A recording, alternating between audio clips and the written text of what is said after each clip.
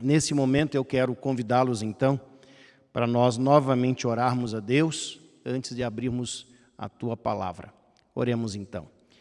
Querido Pai que estás nos céus, obrigado, Senhor, porque estamos aqui na Tua Santa Casa. Obrigado também por nos proporcionar esse clima agradável, esse dia bonito, para que possamos ter essa pausa no meio da semana para agradecermos a Deus e para suplicar também a presença de Deus, a cura, a restauração. E ao estudarmos esse assunto sobre a unção de enfermos, que Deus nos ajude a entender esse assunto que aparece diversas vezes na Tua Palavra e que ainda é praticado pela Tua Igreja. Nós rogamos as Tuas bênçãos e sabedoria dos altos céus, em nome de Jesus. Amém. Queridos, a unção de enfermos, ou a unção com óleo, é um assunto que aparece em toda a Bíblia, né? É um assunto um pouco controvertido, um pouco polêmico também, porque alguns pastores pensam diferente, alguns teólogos, eruditos, e a unção de óleo, ela é praticada desde os tempos antigos, ela está presente ali no Antigo Testamento, e apesar de ser uma prática antiga, simples, ela também é contemporânea, e algumas igrejas que não usavam, começaram a usar. Mas, ao mesmo tempo, existem algumas distorções que aparecem a respeito da unção. Por isso, nós estamos trazendo esse tema para vocês. Historicamente, a Igreja Católica, ela entendeu a unção de enfermos com uma outra nomenclatura, né, que era chamado extrema unção. E a extrema unção, ela tem um objetivo.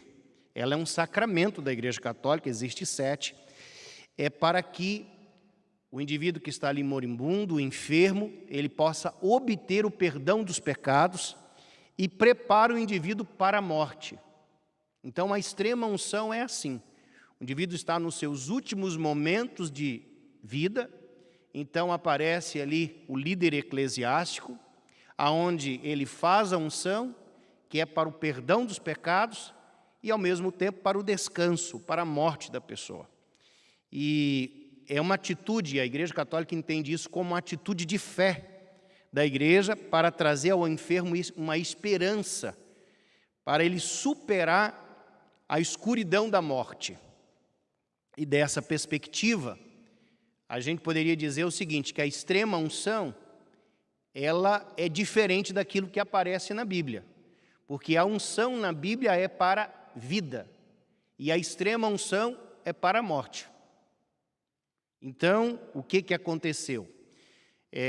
O movimento da reforma, juntamente aí o que a gente poderia dizer os reformadores, e aí incluindo também Calvino, eles começaram a pensar diferente da Igreja Católica. E Calvino, ele chegou a rejeitar a unção, e ele disse que o dom, esse dom miraculoso de curar os enfermos através da unção, foi transmitido para os apóstolos, mas não foi transmitido para a igreja. Então, é uma prática que não deveria acontecer, um rito que não deveria acontecer dentro da igreja. Todavia, as igrejas luteranas, igrejas presbiterianas, elas, não na sua totalidade, todos os pastores, mas existe hoje uma adesão do rito da unção.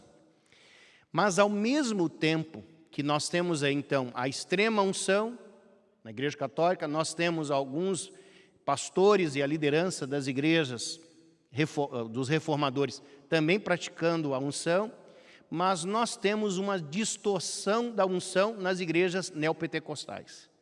Então, se usa aí carro, dinheiro, carteira de trabalho, a casa, né? É o indivíduo todo, e isso virou uma confusão tão grande, e que às vezes a gente olha assim, parece algo completamente estranho com aquilo que é apresentado na Palavra de Deus. Como é que a Igreja Adventista entende a unção?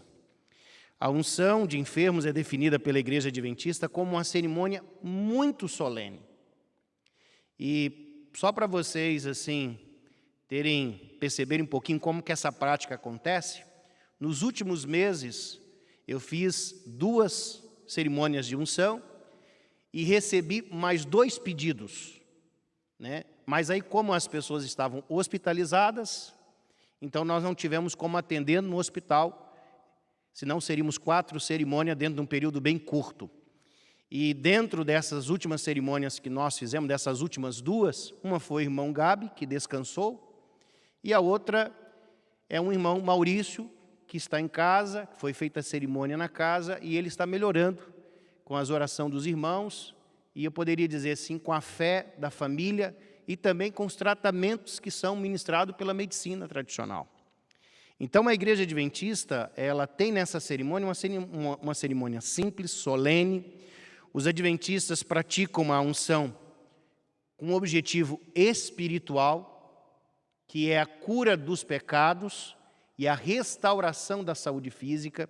Nós acreditamos nesses 2 pontos, porque eu gosto de afirmar assim, Deus, ele sempre cura.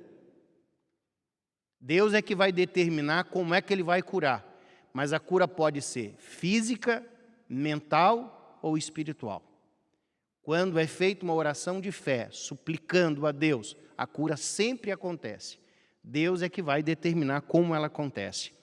E em virtude dessa diversidade de pensamentos e interpretações, é que nós queremos tratar um pouquinho desse assunto. Então, vocês podem me acompanhar um pouquinho aí na projeção. No Antigo Testamento, as Escrituras tratam da unção de maneira geral. A unção há na Bíblia menção da unção de objetos, do santuário, de objetos que eram uma pedra, né? Jacó ungiu ali. Então, ou seja, objetos podem ser ungidos com o objetivo de serem o quê? Se tornarem sagrados, separados para o serviço de Deus.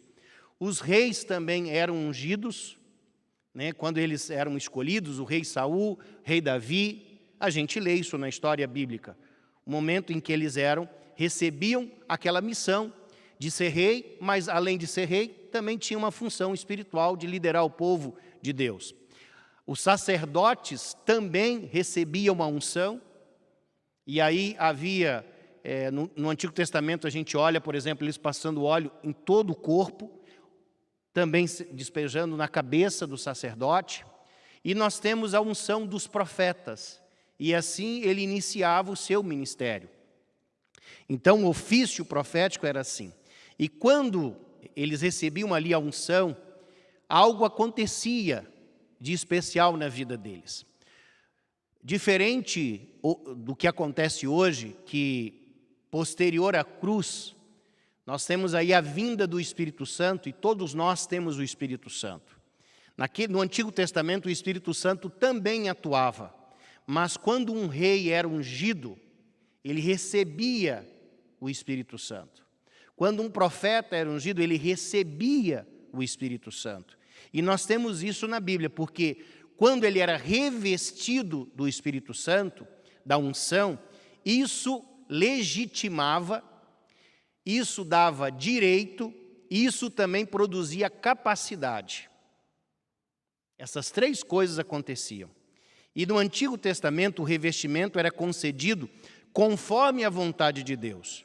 Quando Saul ofereceu, por exemplo, o sacrifício no lugar do sacerdote, ele tinha, esse que tinha direito de estar onde estava, como rei, ele perdeu a sua legitimidade quando ele fez algo que não poderia ter feito, porque ele não era sacerdote. Então, a respeito de Saul, Samuel disse assim: o Senhor rasgou hoje de ti o teu reino, o reino de Israel, e deu ao teu próximo, que é melhor do que tu. Isso está registrado em 1 Samuel 15, 28. Quando Davi, depois de ter adulterado com Betseba, ele também fez a seguinte oração: não me repulses da tua presença, nem me retires o teu Santo Espírito. Porque Deus, ele dava o Espírito Santo e Deus, ele retirava o Espírito Santo. A unção autentificava a função do sacerdote, do rei e do profeta. Registrava aquela função. Por isso, no Antigo Testamento, a unção ela poderia ser feita de várias maneiras. Uma delas é o azeite. que significa o quê? Alegria, Espírito Santo. Havia também, por exemplo, uma outra maneira de fazer a unção, que era com unguento. Era uma gordura misturada com um perfume. Então, os pés de Jesus recebeu esse tipo de tratamento ali, uma gordura misturada com perfume, e a mulher, então, ali, Maria, ungiu os pés de Jesus. Nós temos também, que aparece muito na Bíblia, o óleos curativos, né, que isso era com o objetivo de trazer ali, curar as feridas. E nós temos ali, por ocasião da morte, um unguento fúnebre. Então, o corpo de Jesus, vocês lembram daquela passagem bíblica que diz assim: Senhor, eu quero te seguir. E aí, mas Senhor, eu tenho ainda que sepultar o meu pai. E Jesus disse: olha, deixa os mortos sepultarem os mortos, porque uma cerimônia fúnebre demorava muitos anos. O próprio corpo de Jesus, a mãe de Jesus, comprou ungüentos para preparar o corpo de Jesus. Então, era uma estrutura bem diferente daquilo que nós temos hoje. Mas, ao apresentar para vocês essa diversidade aí, de maneiras, de ungüentos que eram utilizados, só para a gente ter noção e a gente entender um pouquinho. E esses ungüentos também poderiam acontecer e ser ministrado aonde? Na cabeça. Quando era ministrado na cabeça, quer dizer que a pessoa estava sendo separada para o serviço. No rosto, era mais uma questão de uma hidratação. Nos pés, uma recepção digna.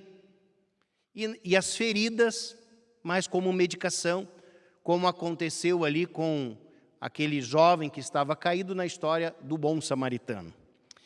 Então, isso acontecia no Velho Testamento, mas no Novo Testamento nós temos 2 versos, e eu quero convidar vocês para que possamos então abrir esses versos, que está lá em Marcos, capítulo 6.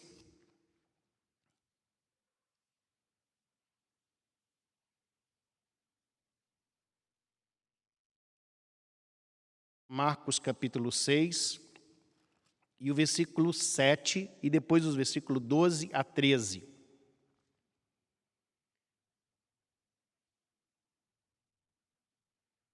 E eu leio assim: chamou Jesus os 12 e passou a enviá-los de 2 a 2, dando-lhe autoridade sobre os espíritos imundos. Versículo 12 e 13.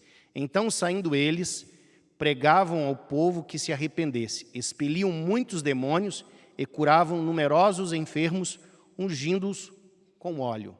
Então aqui Jesus envia os discípulos, diz que eles estariam ministrando ali, expulsando demônios e curando os enfermos também com esse óleo, ungindo os enfermos com esse óleo, aonde eles também eram curados. Nós temos um texto mais claro, que é o texto usado para a unção, que é Tiago. Tiago, capítulo 5. E esse texto esclarece muita coisa para nós.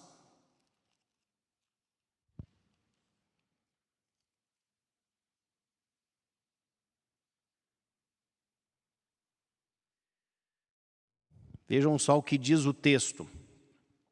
Eu vou ler a partir do versículo 14. O texto diz assim: está alguém entre vós doente? Chame os presbíteros da igreja, e estes façam uma oração sobre ele, ungindo-o com óleo em nome do Senhor.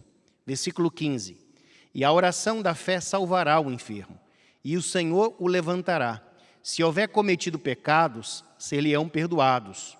Versículo 16. Confessai, pois, os vossos pecados uns aos outros, e orai um pelos outros, para serdes curados. Muito pode, por sua eficácia, a súplica do justo.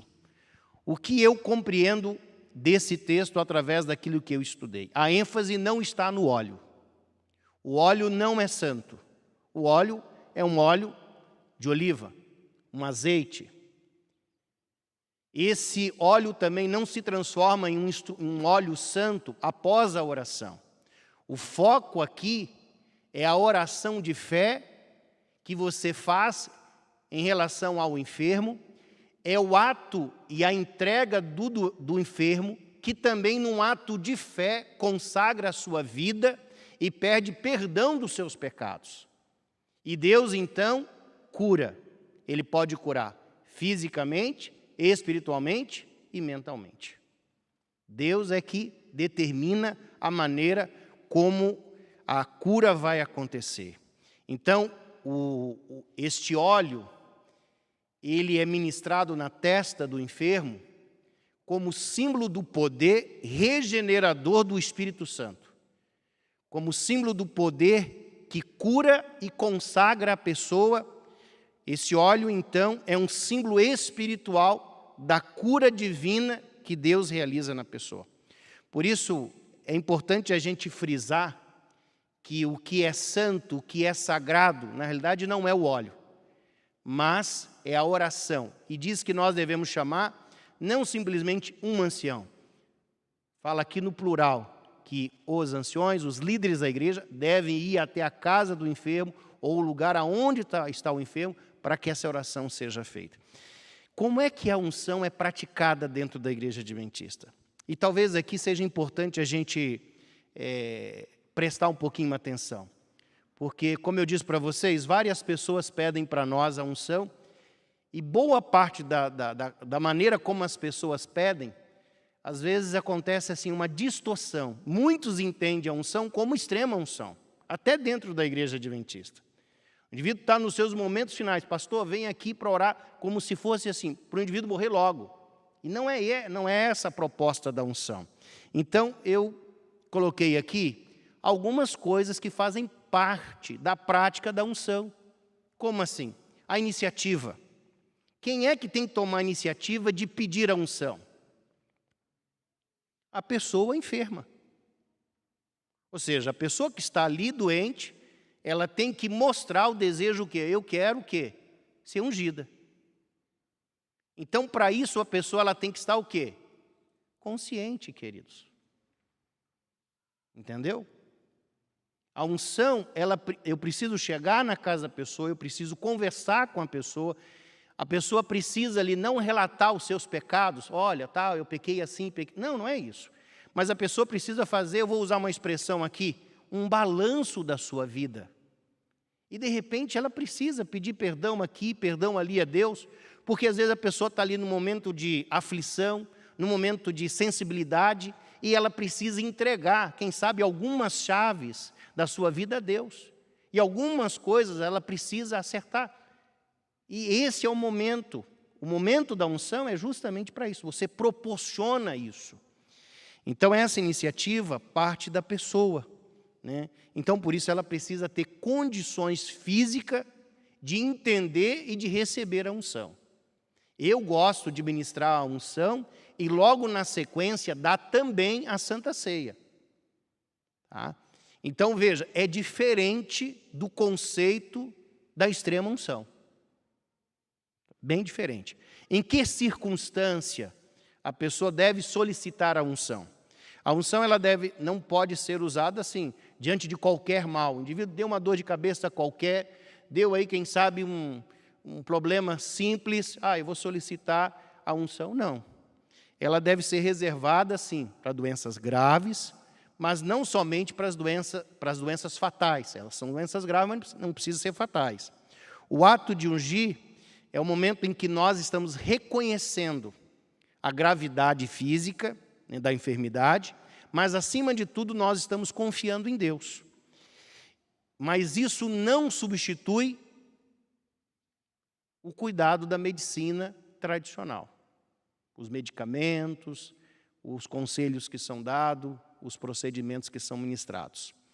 Qual é o preparo que tem que acontecer para a cerimônia da unção? A cerimônia é um rito e ela deve ser realizada de maneira solene, simples, curta e objetiva. É feita uma leitura bíblica, geralmente com um texto relacionado à unção ou à enfermidade ou à cura, e logo após essa leitura, então, você ali permite que a pessoa tenha um momento onde o enfermo pode até se pronunciar, ele pode orar, outras pessoas que estão presentes também podem orar juntos.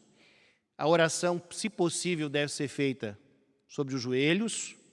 E logo depois, então, da oração, onde o pastor faz a unção, ou o ancionato da igreja, e a gente passa, então, o dedo umedecido assim com óleo na testa da pessoa. Logo após isso, é bom que a gente saia um pouquinho do recinto e deixe o enfermo o quê? Sozinho com Deus. Não, a gente não deve ficar ali na volta conversando, de repente, relembrando algumas histórias, que a gente às vezes encontra parentes, né? Parece um pouco com cerimônia fúnebre, né? Que está ali o caixão, as pessoas estão tristes, daqui a pouco a gente encontra as pessoas, começa a bater papo, começa a lembrar, perde às vezes o próprio ambiente daquela tristeza, algumas recordações até que trazem alegria. Então, nesse momento, um momento solene, onde a gente deixa o enfermo pensando em Deus, refletindo no ato que ele fez. Queridos, quem pode solicitar a unção? Eu vou fazer a seguinte comparação. Quem é que pode participar da Santa Ceia? O adventista e aquele também que não é adventista. A unção. Quem pode solicitar a unção? O adventista e o não adventista. Mas qual é a orientação? A pessoa precisa entender e compreender, assim como ele precisa saber aquilo que significa a Santa Ceia para poder participar, assim também a pessoa precisa entender e compreender o porquê da unção e qual é o objetivo.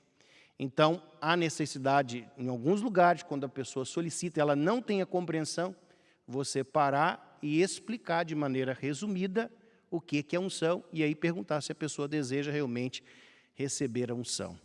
Então, nós temos a unção, esse instrumento que Deus colocou para nós na palavra de Deus, de maneira simples, um rito simples, mas solene e espiritual. Que o sagrado não é o óleo, mas a oração de fé, o ato de consagração, são as coisas importantes que devem ser ressaltadas diante da unção. E eu tenho certeza, queridos, que se nós caminharmos por esse caminho, orientarmos o povo de Deus, essa cerimônia ela vai ser solene, espiritual e vai dar oportunidade para que Deus realize a cura física, mental ou espiritual, conforme a vontade de Deus. Que Deus nos abençoe e que Deus nos conceda a oportunidade de sempre conhecermos um pouquinho mais a respeito desse Deus maravilhoso.